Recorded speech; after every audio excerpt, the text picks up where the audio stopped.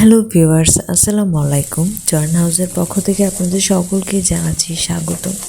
আজকে দুপুরবেলা অনেক দিন পর একটু খিচুড়ি রান্না করবো ভাবলাম। হঠাৎ করে কল দিয়ে বললো যে বাসায় আসবে, লাঞ্চ করবে। সো ভাবলাম খিচুড়ির সাথে একটু সবজি, কারণ একটা মিক্স সবজি না থাকলে আসলে ভালো লাগে না। আর শীতের মধ্যে সবজিটা খাইতে খুব ভালো লাগে শীতকালে। গরমকালে খাওয়া হয়, সবসময় খাওয়া হয়, বাট শীতকালে কেমন যেন খাবার দাবার টেস্ট একটু অন্যরকম হয়। আর সবজিটা একটু করে খিচুড়িতেও দিয়েছিলাম, কারণ ভেজিটেবল খিচুড়িটা ওরা অনেক পছন্দ।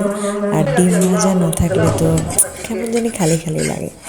সো এবার কিন্তু শীতটা কেমন জানি কম বেশি হচ্ছে।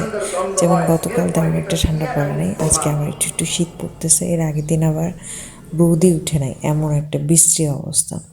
আমার খিচুড়ি তো হয়ে গেছে। আপনাদের শীত কেমন কাটতেছে? ভিডিও ভালো লাগলে কিন্তু লাইক অ্যান্ড শেয়ার করতে একদম ভুলবেন না। Thank you.